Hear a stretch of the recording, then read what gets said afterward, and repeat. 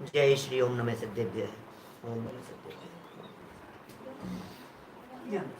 तज्जयति परम ज्योतिः समं समस्तैरनन्त पर्यायै दर्पण तलैव सकला प्रतिफलति पदार्थ मालिका यत्र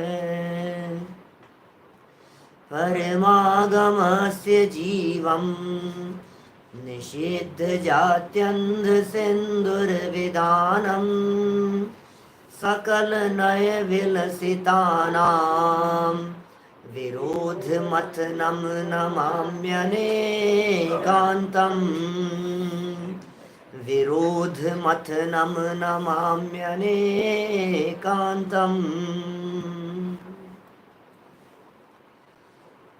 परमागम का सारभूत अनेकांत सिद्धांत और मानो उस अनेकांत सिद्धांत की ही व्याख्या अमृतचंद्र स्वामी यहाँ भूमिका के अंतर्गत कर रहे हैं।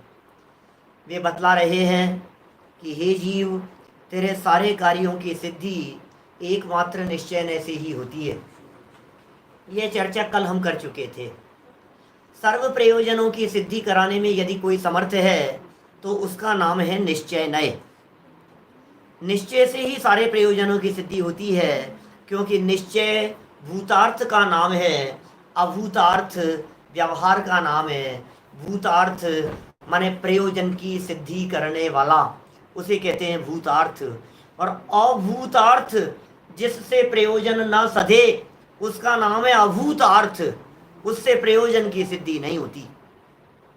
देखिए, जब ऐसी बात यहाँ कही गई श्लोक नंबर 5 में, तो शिष्य का प्रश्न उठना स्वाभाविक ही है कि महाराज आचार्य देव, एक बात बतलाओ, हमारा ये प्रश्न है आपसे। तो शास्त्रों में तो दोनों प्रकार का कथन किया है। शास्त्रों में तो आचार्य ने निश्चय का भी कथन किया है और व्यवहार का भी कथन किया है। तो फिर व्यवहार का उपदेश किया क्यों है, ये तो बताओ। क्या व्यवहार ने का उपदेश आखिर क्यों किया? और यदि आचार्यों ने व्यवहार का उपदेश दिया है तो फिर हम व्यवहार की बात को मानेंगे, मानना चाहिए हमारे को। तो प्रश्न जो खड़ा होता है कि आखिर व्यवहार का उपदेश किसके लिए है, आखिर व्यवहार नय का उपदेश क्यों किया गया है जिनवाणी में, उसका प्रयोजन क्या है, यह बात यहाँ बतलाते हैं। पेज नंबर है 30 नंबर पेज है। 30 नंबर पेज देखिए। आपके भी 30 है, आपके 10 नंबर पेज है, हार्ड कॉपी में 10 नंबर पेज है। चलिए कोई बात नहीं। हाँ, जो श्रोता गाथा में कथित अर्थ के उपदेश को अंगीकार करने योग्य नहीं है उसका कथन करते हैं। गाथा में जो कथन किया है, जो उपदेश दिया है, जो श्रोता उसे अंगीकार करने के योग्य नहीं है उनका कथन करते हैं। देखो, बात बात में फर्क है। फर्स्ट लाइन में कुछ अलग बात कही है और सेकंड लाइन में कुछ अलग बात कही है। यहाँ जो इस ग्रंथ के अंदर हेडिंग बना दी गई, वो हेडिंग इसलिए बना दी गई कि उसके लिए उपदेश नहीं है। और हमने जो अपने प्रवचन की हेडिंग बनाई है, वो हेडिंग इसलिए बनाई है कि भाई किसके लिए है उपदेश। तो उपदेश किसके लिए है, मैं श्लोक पढ़ता हूं, आपको सारी बातें समझ में आ जाएगी, वस्तु स्थिति सब क्लियर होती चली जाएगी। देखिए, आप गुजराती पुस्तकों में पेज नंबर 9 है, हार्ड कॉपी जो है उनमें पेज नंबर 10 है, और पीडीएफ में पेज नंबर 30 पर है।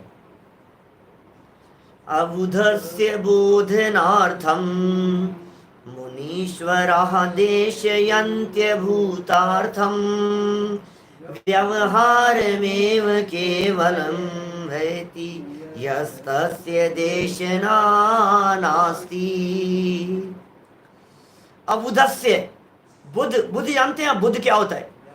बुध माने होता है समझदार, बुध माने बुद्धिमान लोग। बुद्धिमान लोगों को कहते हैं बुध। बुद्धजन, बुद्धजन, बुद्धिमान लोग। बुद्धिमान लोग सुधार करें, बुद्धिमान लोग सुधार करके पढ़ें, उसे कहते हैं बुध।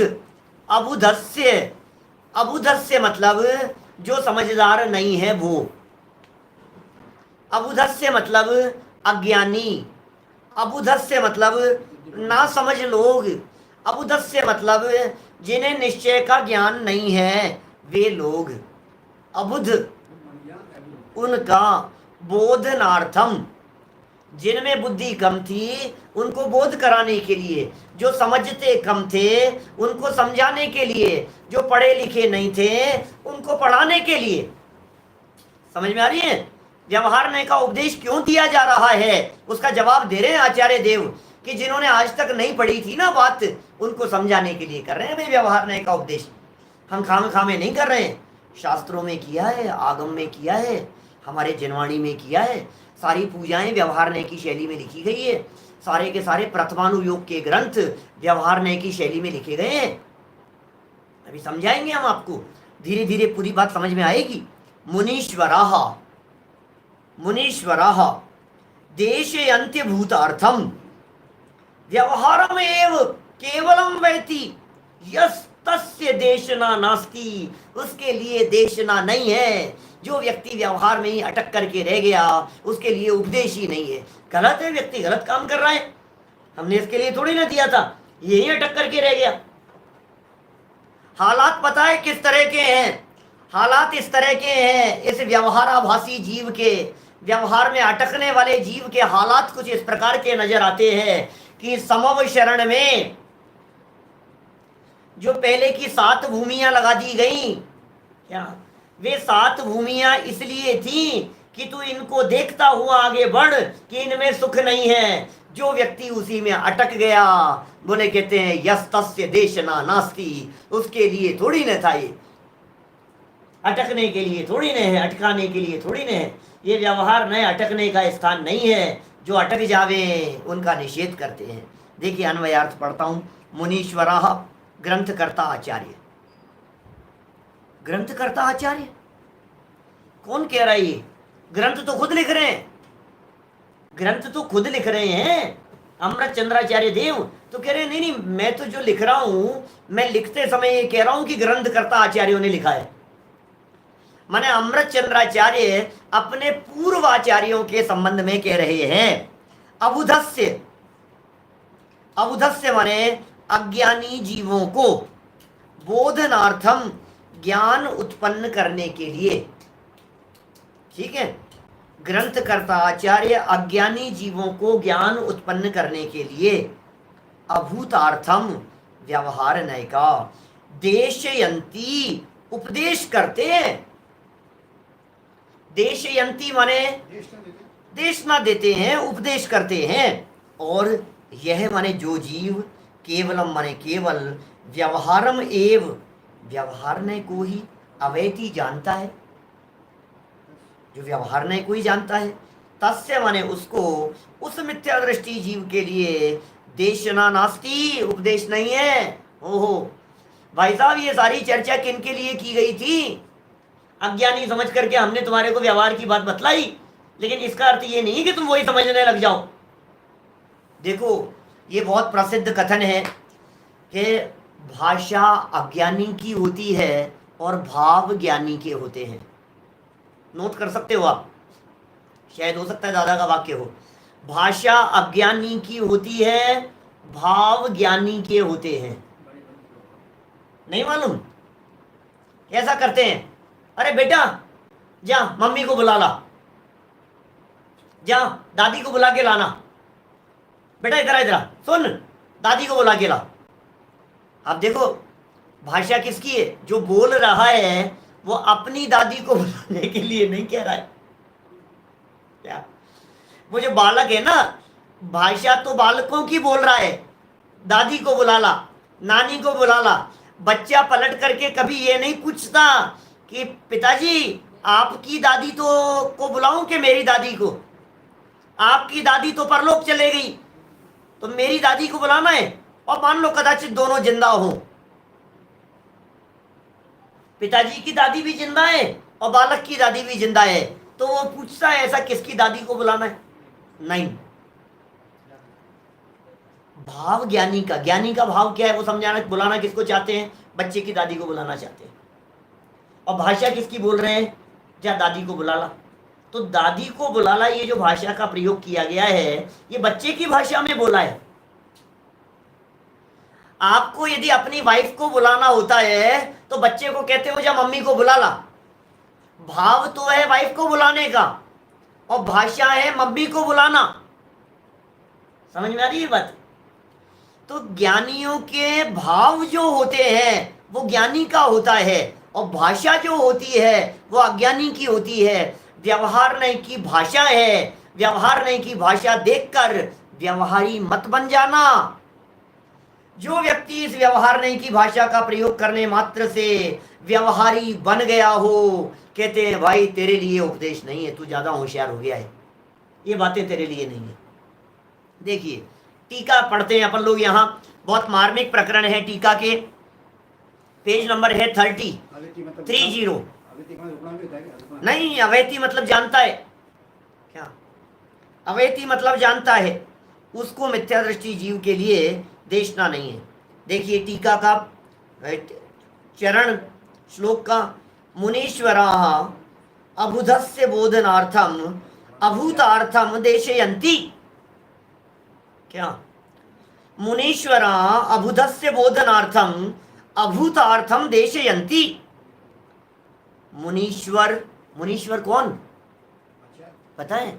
मुनीश्वर शब्द का प्रयोग आचार्यों के लिए होता है, मुनीश्वर शब्द का प्रयोग गुरुओं के लिए होता है।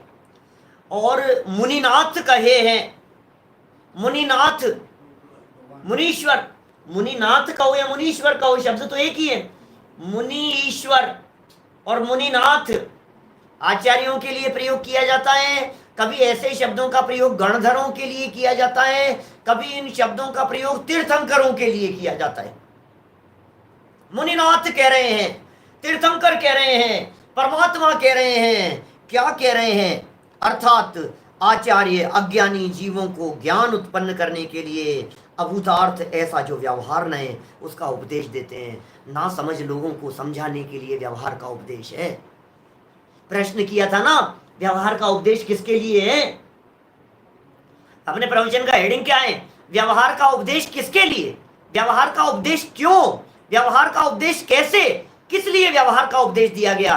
क्यों शास्त्रों में व्यवहार की चर्चा की गई? तो ये कह रहे हैं अभुधस्य बोधनार्थम। याद हो जाने चाहिए संस्कृत के शब्द बेटा ऐसे, अभुधस्य बोधनार्थम, अज्ञानियों को समझाने के लिए ऐसी भाषा बोली जाती है, ना समझ लोगों को समझाने के लिए ऐसा ही बोलते हैं। देखो मैं आपसे कहूं, छोटे बच्चों से आप कैसी भाषा का प्रयोग करते हो? बेटा मम्मम पिएगा? मम्मम, मम्मम क्या होता है? मैं आपसे पूछ रहा हूं मम्मम क्या होता है, बोलो।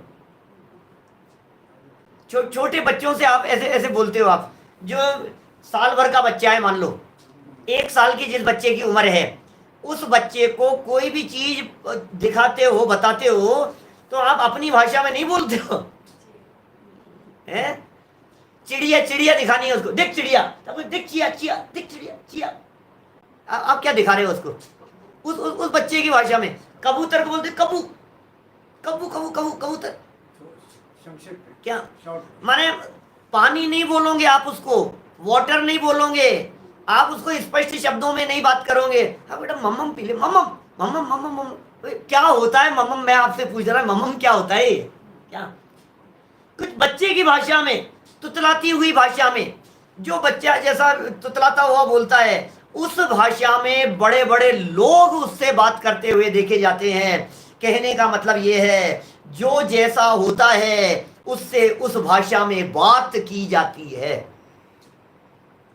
आप प्रैक्टिकल अनुभव करके देखो। आप तो बहुत सारे लोग 80-90% युवा साथी हैं हमारे साथ में जुड़े हुए, लेकिन जब आप लोग बुजुर्गों से बात करते होंगे, सबके यहाँ पुरानी भाषाएं चलती होगी, शुद्ध हिंदी में बात नहीं करते। मैं आपसे कह रहा हूं आज की युवा पीढ़ी जब अपने दादी से बात करते हैं तो इंग्लिश में बात नहीं करते, वो उनकी भाषा में बात करते हैं। हम भी जब हमारे बचपन में हमारे दादी जी से बात करते थे तो ढूंढारी में बात करते थे, उस पुरानी भाषा में बोलते थे, जिस भाषा में। और आज भी कभी बुजुर्ग लोग 80-90 के साल वाले ऐसे अम्मा जी दादी जी ऐसे कोई मिलते हैं तो कभी कभी कभी कभी उनकी भाषा में बात करते हैं अपन, जो जैसा होता है। ना समझ लो, ना समझ है क्योंकि वो नहीं समझेंगे। जो जिस भाषा में समझता हो उसे उस भाषा में समझाते हैं। और गजब की बात बतलाऊं, दूसरी एक और बात।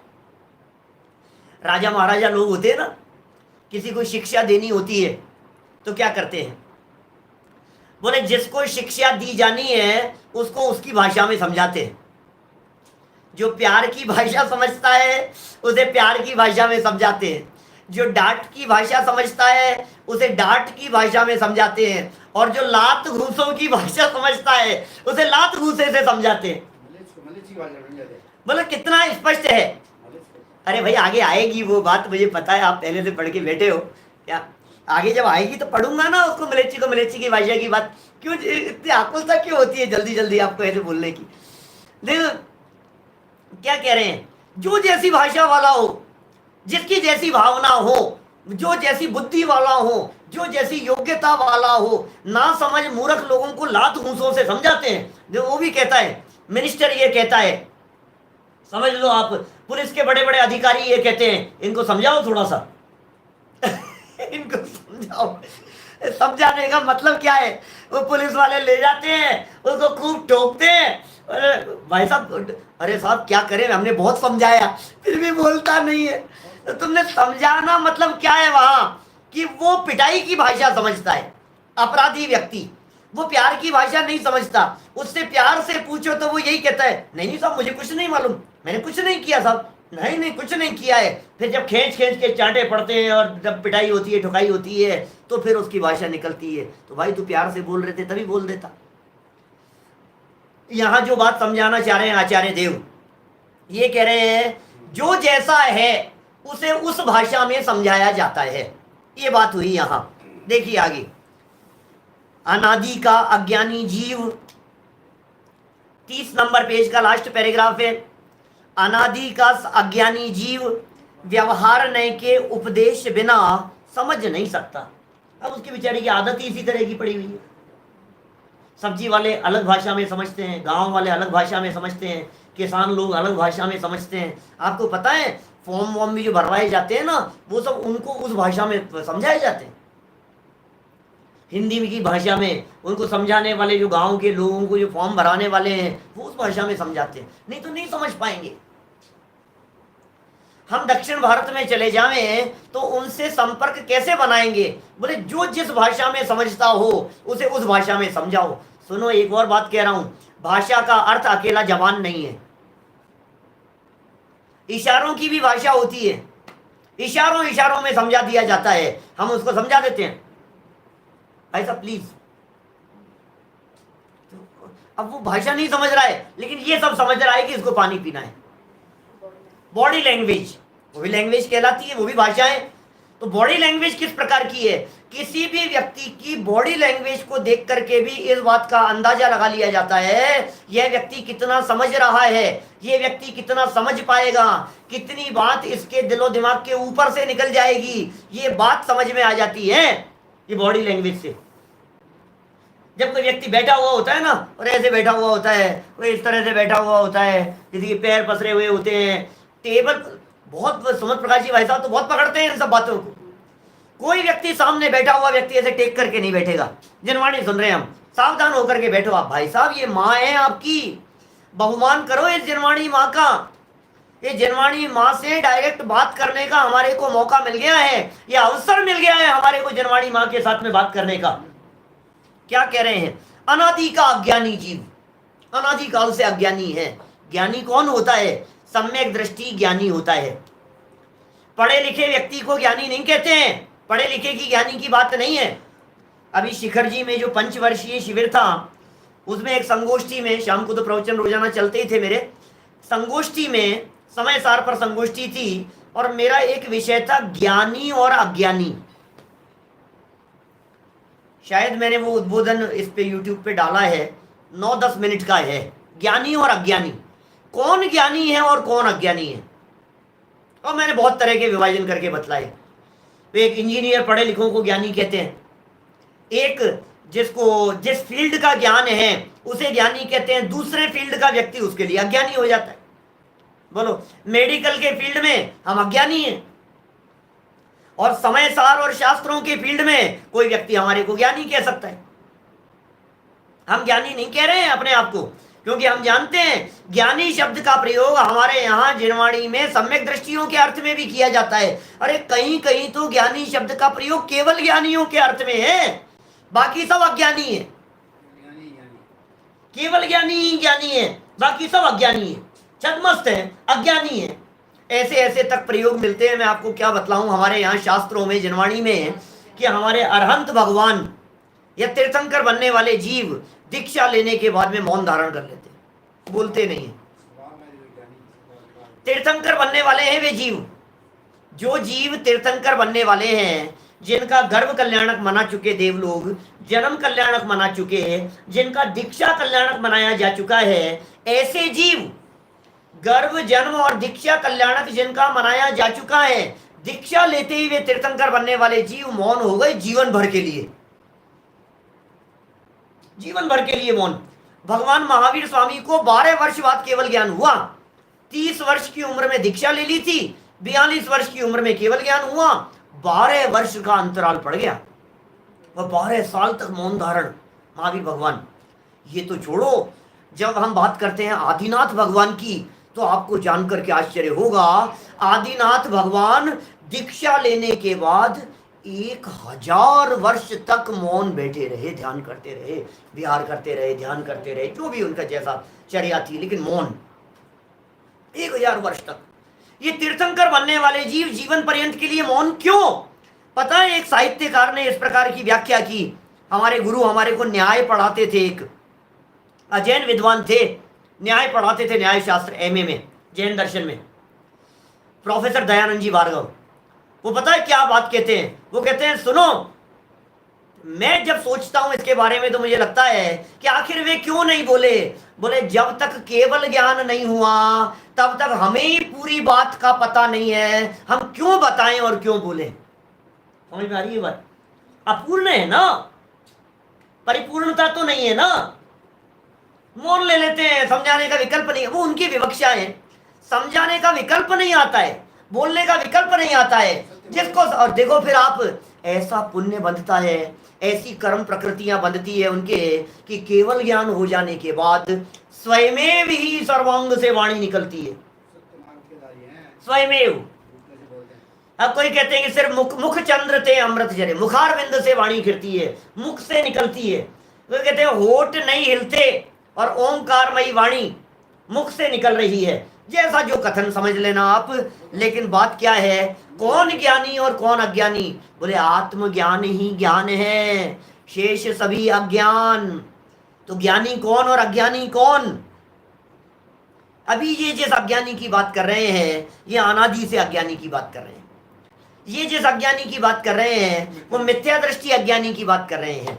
ये जिस अज्ञानी की बात कर रहे हैं, जो स्वपर भेद विज्ञान जिसको नहीं है, अपने पराये की जिसको खबर नहीं है, आत्मा परमात्मा को जो नहीं जानता है, उस अज्ञानी की हम बात कर रहे हैं यहाँ। देखिए, उस अज्ञानी जीव व्यवहार नय के उपदेश बिना समझ नहीं सकता, व्यवहारी जन है, नहीं समझ पा रहे। इसलिए आचार्य महाराज व्यवहार नय के द्वारा उसको समझाते हैं, वही यहां बता रहे हैं। व्यवहारी था, व्यवहार नय की भाषा में समझाते हैं, उसे यहां कह रहे हैं। बहुत सुंदर एग्जाम्पल दिया है। ग्रंथादिराज समय सार है अपना एक, उस समय सार ग्रंथ की 8वीं गाथा है। क्या बोलो भाई, कौन सी है? जहणवी सकमण जो अनार्य भाषा के बिना समझा सके ना अनार्य को, बस त्यों ही समझा सके ना व्यवहार बिन परमार्थ को। देखो, जैसे किसी म्लेच्छ को, म्लेच्छ माने हम लोग 2 प्रकार के मनुष्य होते हैं, आप जानते हैं। तत्वार्थ सूत्र महाशास्त्र में मनुष्य 2 प्रकार के कहे हैं, एक आर्य और एक म्लेच्छ। आर्या म्लेच्छाश्य, ये तत्वार्थ सूत्र में उमा स्वामी आचार्य ने लिखा है।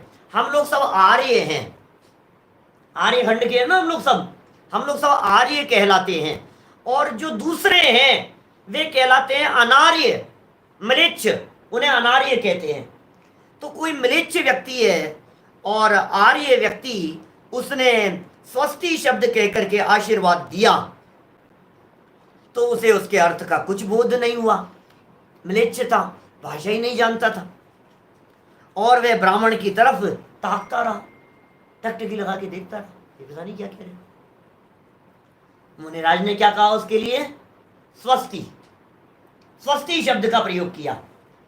ये अमृतचंद्राचार्य ने, ये वही अमृतचंद्राचार्य देव ने हैं जो अमृतचंद्राचार्य देव समय सार की व्याख्या करते हुए 8वीं गाथा की व्याख्या में स्वस्ति शब्द का प्रयोग कर रहे हैं। ये वही अमृतचंद्राचार्य हैं, इन्होंने ही समय सार की टीका लिखी है। समय सार की उसी टीका का स्वरूप और उसका जो उद्धरण है उसे यहां प्रस्तुत कर दिया है टोडरमल जी साहब ने। तो स्वस्ति शब्द कह करके आशीर्वाद दिया, उसको अर्थ का कुछ बोध नहीं हुआ और वह ब्राह्मण की तरफ ताकता रहा। वहां एक दुभाषिया, दुभाषिया समझ गए आप? जिसको दुभाषिया, दोनों भाषाओं का जानकार, समझाने वाले की भाषा को भी जानता है और जिसे समझना है उसकी भाषा को भी जानता है। जिसे कहते हैं ना अपन मीडिएटर, समझ लो आप, दोनों पार्टियों को जानने वाला, दोनों भाषाओं को जानने वाला, इधर से सुना, ट्रांसलेट करके इनकी भाषा में बता दिया, वो दुभाषिया। उससे म्लेच्छ भाषा में बोला कि यह ब्राह्मण कहता है कि तेरा कल्याण हो। स्वस्ति शब्द नहीं समझाता वो, अब स्वस्ति को समझाते हुए क्या कह दिया?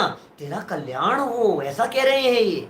तब आनंदित होकर उस म्लेच्छ ने आशीर्वाद का अंगीकार किया। अरे धन्यवाद धन्यवाद, थैंक यू थैंक यू। समझ में आ रही है बात? नहीं तो समझ ही नहीं पा रहा था वो, पता नहीं क्या कह रहे हैं। मैंने कितना सुंदर एग्जाम्पल दिया है, और ये एग्जाम्पल किस लिए दिया है? जो जिस भाषा को समझ रहा हो उस भाषा में बताओ उसको। देखिए ठीक उसी प्रकार चर्चा चल रही है व्यवहार के उपदेश की। म्लेच्छ हम जैसे ही होते हैं क्या? ऐसी जिज्ञासा व्यक्त की है सामने से। भाई साहब ऐसा है, म्लेच्छ बिल्कुल हम जैसे होते हैं। म्लेच्छों का रंग रूप आकार प्रकार लंबाई चौड़ाई सब कुछ हमारे जैसी होती है। म्लेच्छ लोगों का खान पान भी ऐसा ही होता है। कुछ जो भी कुछ खाते होंगे, थोड़ा सा कलर डार्क होता होगा, कुछ लाइट होता होगा, कुछ गोरे काले होते होंगे, कुछ मोटे पतले होते होंगे, होते इंसान ही हैं, लगभग हमारी जैसी हाइट के होते हैं, वे सब म्लेच्छ हैं। चक्रवर्ती म्लेच्छ खंड की 32,000 रानियों को लेकर के आता है। 32,000 रानियों से शादी करता है चक्रवर्ती।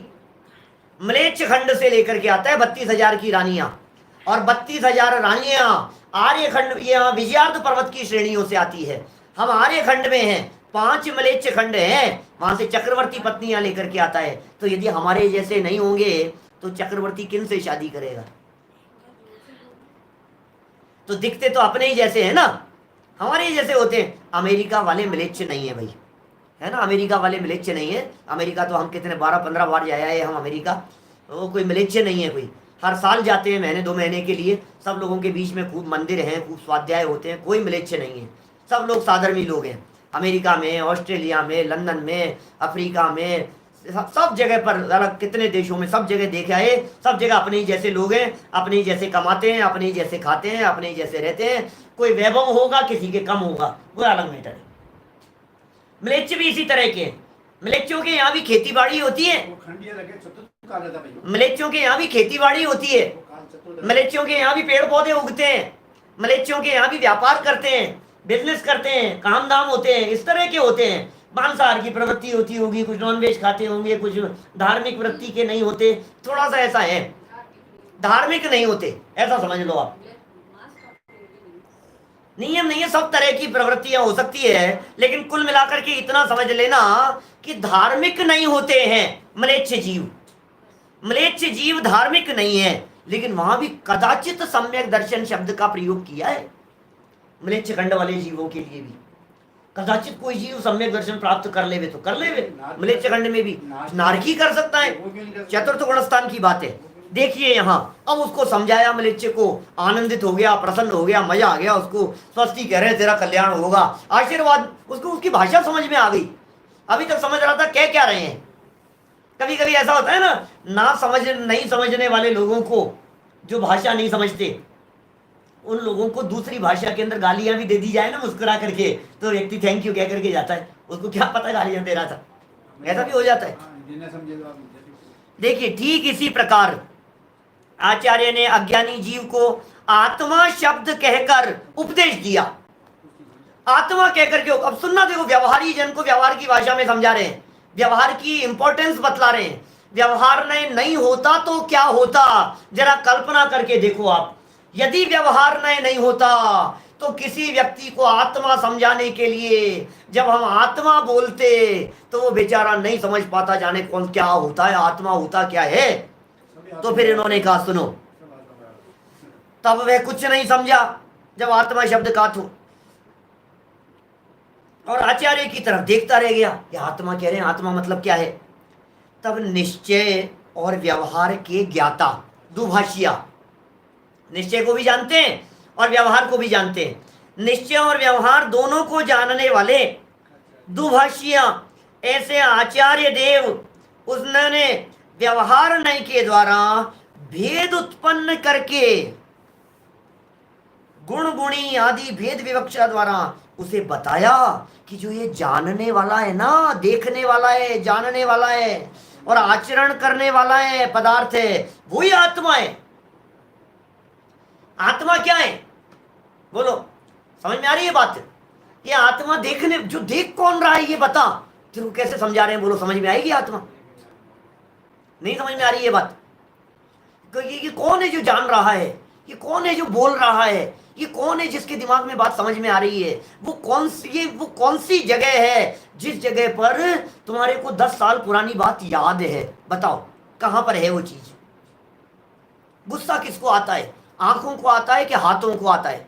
कि साहब जब हाथ पिटाई करते हैं तो हाथों को आता है, जब बड़बड़ाते हैं तो जवान को आता है, और जब अंदर ही पी जाते हैं और आंखें लाल हो जाती है तो आंखों को आता है। अरे ऐसा नहीं है क्या, ये तो प्रदर्शन होता हुआ दिखाई दे रहा है क्रोधाधिक का। गुस्सा आंख नाक में थोड़ी ना आता है, गुस्सा जवान में थोड़ी ना आता है, गुस्सा शरीर में थोड़ी ना आता है। गुस्सा कौन कर रहा है और गुस्से को जान कौन रहा है, बोले सुन, ये जो जानने वाला है वो आत्मा है। देखो व्यवहारी को व्यवहार की भाषा में समझा रहे। आत्मा को समझाने के लिए आचार्य देव कैसी शैली का प्रयोग कर रहे हैं, व्यवहार है वो, उसको व्यवहार की भाषा में समझाओ। तब सहज परमानंद दशा को प्राप्त होकर वह आत्मा को निज स्वरूप से अंगीकार करता है। अच्छा मैं आत्मा हूं, अच्छा मैं जानने देखने वाला हूं, अच्छा मेरे लिए आत्मा शब्द का प्रयोग कर रहे हैं, ओ ऐसा है, खुश हो जाता है। इस प्रकार यह सद्भूत व्यवहार नए का उदाहरण दिया। अब ये थोड़ी सी बात थोड़ी टेक्निकल आ गई है, नए लोगों की दृष्टि से समझाता हूं, देखो सबके समझ में आएगी। डरना नहीं, घबराना नहीं, मुझे मालूम है आप बहुत जबरदस्त योद्धा हैं, आप डट करके इन बातों को समझ रहे हैं। सद्भूत क्या है, नया शब्द आपकी वोकेबलरी में।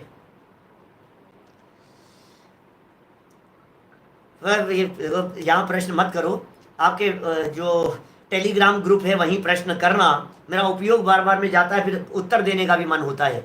म्लेच्छ कौन होते हैं, म्लेच्छ कौन से देश में रहते हैं। भाई साहब म्लेच्छ जो रहते हैं आपकी इस उपलब्ध दुनिया में नहीं रहते हैं, इस उपलब्ध दुनिया के बाहर रहते हैं। आपकी दुनिया जो है, जिसे लोग दुनिया कहते हैं, जिसे साइंटिस्ट लोग अर्थ कह करके पुकारते हैं, वो बहुत छोटी सी दुनिया है जैन दर्शन के हिसाब से। वास्तव में मनुष्यों के रहने का एरिया और भी है, मनुष्य लोग बाहर भी रहते हैं। बाहर तो तीर्थंकर मौजूद हैं, पता है आपको। विद्यमान श्री 20 तीर्थंकर सिद्ध प्रभु के गुण गाऊं, रोजाना आप लोग अर्घ चढ़ाते हैं पूजाओं में, इसका मतलब 30 तीर्थंकर 20 तीर्थंकर वर्तमान में मौजूद है, कहीं ना कहीं बैठे हुए हैं। विदेश क्षेत्र में, मिलिच्छ खंड में, ऐरावत क्षेत्रों के अंदर बहुत मनुष्य पूरे 2.5 द्वीप में फैले हुए हैं। इन सब बातों के संदर्भ में मेरे विस्तृत प्रवचन YouTube पर प्लेलिस्ट में से देखो, 3 लोक फोल्डर में 20-22 प्रवचन हैं। पूरा बाकायदा प्रोजेक्टर से समझाया है एक एक चीज को अच्छे से, आप वहां से देखेंगे, क्योंकि यहाँ कुछ नहीं समझा पाऊंगा मैं मिलिच्छ खंड के बारे में। आपको मिलिच्छ क्या होते हैं, कैसे होते हैं, कौन सी जगह पर है, कौन सा एरिया है, सब बातें आप लोगों को समझ में आएगी। अभी तो ये समझो अपनी जो बात चल रही थी, सद्भूत क्या है भाई, सद्भूत क्या है। व्यवहार दो प्रकार का है। अब समझना बच्चा, व्यवहार दो प्रकार का है, एक सद्भूत व्यवहार, एक असद्भूत व्यवहार। सद्भूत व्यवहार किसे कहते हैं? सत्य माने होता है वस्तु, सत्य वस्तु का लक्षण है, और भूत माने होता है होना। क्या? सद्भूत वस्तु में जो व्यवहार हो एक ही वस्तु के अंदर, वो सद्भूत व्यवहार है। जैसे आत्मा की बात चल रही, सुनो सुनो धैर्य से सुनो, आत्मा की बात चल रही है। बोले अब इस आत्मा को आत्मा से ही समझाओ, आत्मा के ज्ञान से समझाओ, आत्मा के दर्शन से समझाओ, आत्मा के चारित्र से समझाओ, आत्मा के गुणों से समझाओ। बोले आत्मा को आत्मा के माध्यम से ही समझाया, ये है सद्भूत। ये तो हो गई बात जो यहां व्यवहार से समझा दिया। अब एक दूसरा और है व्यवहार, उससे भी समझाते हैं कभी कभी। जो ज्ञान दर्शन आदि को नहीं समझे उसको असद्भूत व्यवहार से समझाते हैं। असद्भूत क्या है? आत्मा को समझाना है, शरीर से समझा रहे हो। अब आत्मा में शरीर तो नहीं है। किसी जैसे देखो, मैं किसी व्यक्ति का उदाहरण देकर के समझाऊं तो आपको समझ में आएगी। किसी व्यक्ति की प्रशंसा में आपको कई बातें कहनी है, पकड़ना। देखो, सद्भूत और असद्भूत दो नए शब्द हैं। सद्भूत व्यवहार और असद्भूत व्यवहार, इन दोनों शब्दों को आपकी वोकेबलरी में जोड़ लीजिए। मैं शब्द समझा रहा हूं, बात समझ में आएगी अभी। सद्भूत व्यवहार क्या है? किसी व्यक्ति की प्रशंसा करते समय हमने ये समझाना शुरू किया, भाई साहब इनका नेचर बहुत अच्छा है, भाई साहब ये बहुत सरल स्वभावी है, भाई साहब गुस्सा कभी नहीं करते हैं ये, भाई साहब ये बहुत ईमानदार है। ये सब सद्भूत व्यवहार है। और असद्भूत समझाना हो तो कैसे समझाएंगे? इन्हीं के साथ में, इसी तारीफ करते करते हमने कहा पता है ये बहुत अच्छा बैकग्राउंड है, इनका फैमिली बैकग्राउंड बहुत स्ट्रांग है, आपको पता है ये बंबई के रहने वाले हैं, आपको पता है इनके पिताजी ये थे, आपको पता है इनके गांव के अंदर बहुत लंबी चौड़ी जमींदारी है। तो क्या समझाया भाई साहब आपने? जमीन से समझाया, पिताजी से उसका परिचय दिया, परिवार से उसका परिचय दिया, पोस्ट से उसका परिचय दिया, हाइट से उसका परिचय दिया। तो ये लंबाई चौड़ाई मोटाई वजन से उसका परिचय दिया। ये कितने हैं? ये 50 किलो के अंतर्गत हैं, ये 70 किलो वाले उसके अंदर लागू होंगे। तो ये जो परिचय है ये शरीर से है, संयोगों से है, यह सब असद्भूत व्यवहार है। मोटा मोटा समझने के लिए इतना ही समझ लो, ये असद्भूत व्यवहार से समझा रहे हैं। और सद्भूत व्यवहार से क्या समझाया? जो क्वालिटी बॉडी की नहीं है, इनकी आईज 6/6 है, तो ये तो आंखों की व्यवस्था है। मैं क्या करूं भाई साहब, कल खराब हो सकती है आंखें, 3 दिन बाद में बिगड़ सकती है।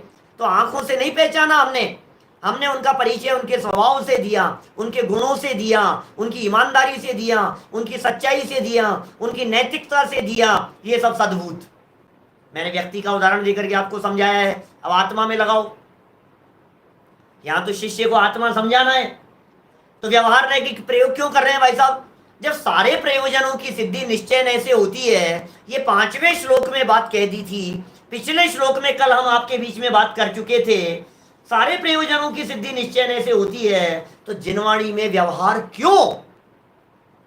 एक बात बतला दी, आत्मा समझाना था यार, समझता नहीं था, तो हमने उसको कहा जानने वाला, देखने वाला, चारित्र करने वाला, आचरण करने वाला, गुस्सा करने वाला, ये सब बातें समझाई तो बेचारे को समझ में आई। ये सब सद्भूत व्यवहार है। सद्भूत व्यवहार से बात समझ में आ गई। अब सुनो आगे असद्भूत की बात। आगे असद्भूत व्यवहार का उदाहरण देते हैं। जैसे घी से संयुक्त मिट्टी के घड़े को व्यवहार से घी का घड़ा कहते हैं। घड़ा है, घी के संयोग में। अब घी के संयोग में मौजूद घड़े को घी का घड़ा कहते हैं। ये घड़ा का ही का है भाई साहब? घी का घड़ा, घी का घड़ा। जिस घड़े में पानी भरा हो, पानी का घड़ा। इस घड़े में दूध रखा हुआ था, दूध का घड़ा। ये उस जमाने के उदाहरण है जिस जमाने में घड़ों में घी रखा जाता था। क्या? मिट्टी के घड़ों में घड़े होते थे और उनमें रखा जाता था।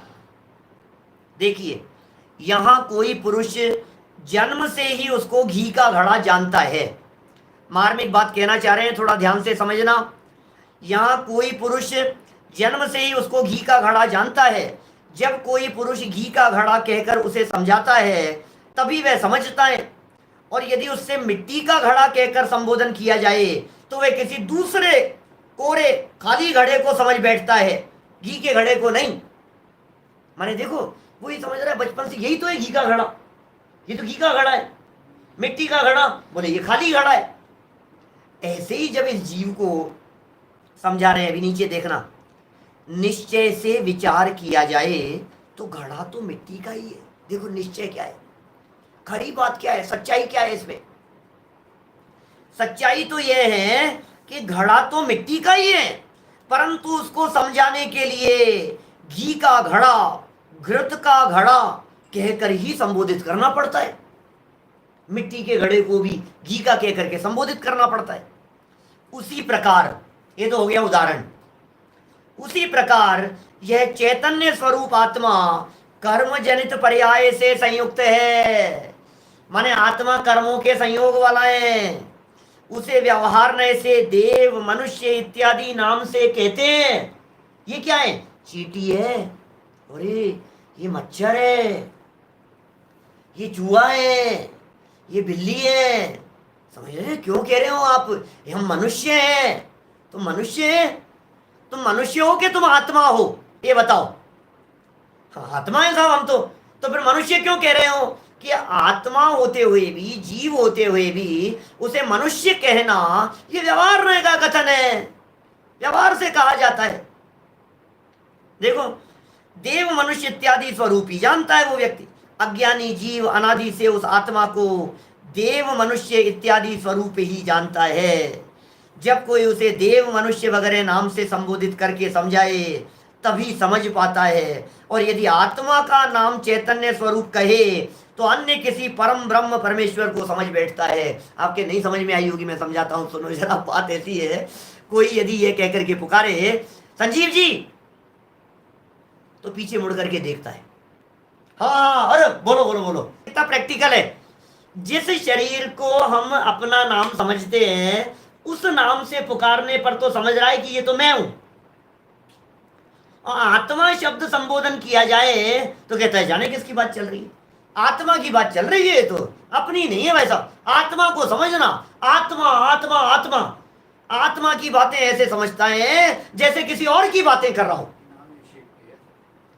यहां कितना स्पष्ट कह रहे हैं। माने आत्मा शब्द कहे हो तो इसको समझ में नहीं आता, इसलिए कहते हैं मनुष्य, बच्चा, बालक, युवा, वृद्ध, ऐसे शब्दों के प्रयोग कर रहे हैं। चींटी, खटमल, समझ में आ रही है बात? सुबह की थी हमने दो इंद्रिय आदि जीवों की चर्चा।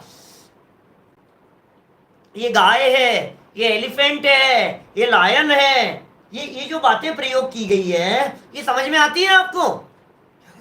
समझ में आ रही है सब? गाय कहती गाय दिखती है ना आपको, एलिफेंट कहती है एलिफेंट दिखता है ना आपको, आत्मा कहती क्या दिखता है आपको? बोले आत्मा तो आत्मा तो, अरे भाई ऐसा नहीं है। देखो आगे समझा रहे हैं, पेज नंबर 32 पर देखो। निश्चय से विचार करें तो आत्मा चैतन्य स्वरूप ही है। सच्ची बात तो यही है, परमार्थ की बात तो यह है कि आत्मा चैतन्य स्वरूप ही है, परंतु अज्ञानी को समझाने के लिए समस्या ये है, जिसे समझाना है वो समझ नहीं पा रहा है। बोलो अब कैसे समझाएं उसको? अरे कभी कभी तो उल्टा तक समझाना पड़ता है। जो मतलब बड़ी फेमस बात को तो नहीं जान रहा है और उल्टी सीधी गांव की बात कह करके फिर उसको समझाना पड़ता है। ऐसे होते हैं, कई बातें घूम रही दिमाग में।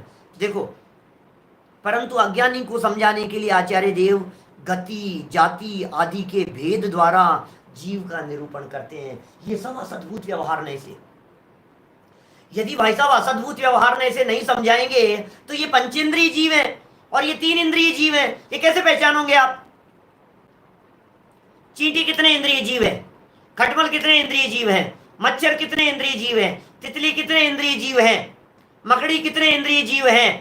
लट कितने इंद्रिय जीव है? बोलो कैसे पहचानोगे आप? तो ये जो प्रयोग किए गए, ये सब सुबह समझाए थे मैंने, ये सब जो प्रयोग किए गए कैसे पहचाना आपने? बोलो, शरीर से पहचान रहे हैं, इंद्रियों से पहचान रहे हैं, जाति से पहचान रहे हैं, गति से पहचान रहे हैं, ये त्रियंच गति का जीव है, ये नरक गति का जीव है, ये मनुष्य गति वाला है, ये देव गति वाले जीव हैं, ये भोग भूमिया जीव हैं। ये सारे कथन व्यवहार में से किए गए कथन है और जिनागम भरा पड़ा है ऐसे कथनों से। शास्त्रों में ऐसे कथन खूब मिलेंगे, आपको भरपूर मात्रा में मिलेंगे इस प्रकार के कथन। ये कौन सा जीव है, ये कौन सा जीव है, ये कौन सा जीव है। आत्मा तो सब एक जैसी है, सबकी आत्माएं एक समान है। तो आत्मा एक समान होने पर भी जो काम चलाने के लिए जो नामकरण किया गया, जो शब्द प्रयोग किया गया, वो सब असद्भूत व्यवहार नय के खाते में चला गया। इस तरह है। अब गजब की बात, ये पूरा प्रवचन हो गया अपना, यहाँ जो अपने हेडिंग दिया था। अब कह रहे हैं देखो ध्यान रखना, पॉइंट समझने योग्य है। कोई व्यक्ति इसी में अटक करके रह गया ना, बोले उसके लिए उपदेश नहीं है। अब मार्मिक बात कह रहे हैं।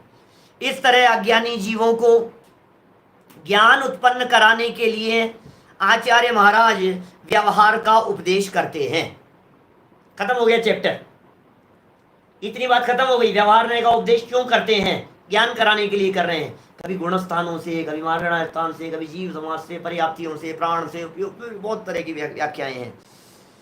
आगे केवलम व्यवहारम एव अवैति यह तस्य देशना नास्ति। जो जीव केवल व्यवहार ही का श्रद्धान करता है उसके लिए उपदेश नहीं है।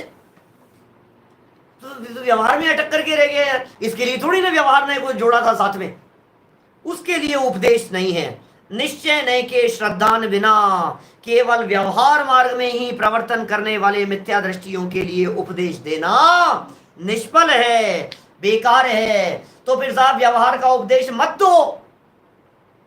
नहीं, देना तो पड़ेगा। तो फिर साहब केवल अकेले व्यवहार का ही श्रद्धान क्यों कर लिया इस जीव ने? इसने उसके माध्यम से आत्मा को क्यों नहीं पकड़ा? असली बात क्यों नहीं पकड़ पाया?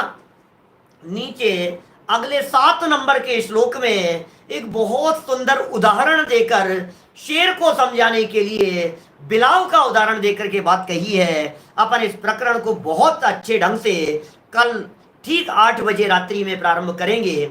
अभी की बात को हम इसी भावना से विराम दे रहे हैं कि सुनिए, व्यवहार नय का उपदेश समझने के लिए तो है, लेकिन अटकने के लिए नहीं है।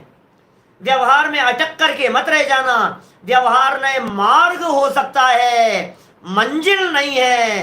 रास्ते में व्यवहार आए बिना रहेगा नहीं, लेकिन अटकने वाले मंजिल को प्राप्त करेंगे नहीं। हम अटकेंगे नहीं, हम सत्य बात को गहराई से समझेंगे और सत्य बात को समझकर सत्य स्वरूप के अवलंबन पूर्वक अल्प काल में परम निर्वाण की प्राप्ति कर लेंगे। इसी मंगल भावना से, इसी पवित्र भावना से अभी की बात को मैं यहीं विराम देता हूँ। ओम नमः सिद्धेभ्य। आप लोगों की जो भी डाउट्स हों वो शंका समाधान जो अपना ग्रुप है उस ग्रुप के ऊपर प्रश्न डालें। उम्मीद करता हूँ आप लोगों को प्रश्न मिल रहे होंगे। ग्रुप खोला जाता है सिर्फ 1 घंटे के लिए, अभी खुला रहेगा 10 बजे तक के लिए। सुबह खुलता है प्रवचन के बाद, 9:20 पर सुबह प्रवचन शुरू होता है, 10:05 10:10 तक चलता है, 11 बजे तक सुबह खुला रहता है। आपके जो भी प्रश्न हो हमारे विद्वान बहुत बखूबी उसका जवाब दे रहे हैं। हमारे एक सुदीप जी शास्त्री और हैं, बरगी के रहने वाले, वे भी बहुत अच्छे विद्वान हैं और वे भी आपके प्रश्नों का जवाब अनिल जी के साथ साथ में देंगे। और जो भी कुछ विशेष बात हो तो हम भी वहाँ कभी जवाब देंगे, लेकिन आपको आपकी समस्याओं के समाधान जरूर वहाँ मिलेंगे। आप सभी लाभ लेते रहें। जय श्री राम। सहजानंदी शुद्ध स्वरूपी अविनाशी हूँ आत्म स्वरूप। सहजानंदी शुद्ध स्वरूपी अविनाशी हूँ आत्म स्वरूप। सहजानंदी शुद्ध स्वरूपी अविनाशी हूँ आत्म स्वरूप। जावाणी के ज्ञान ते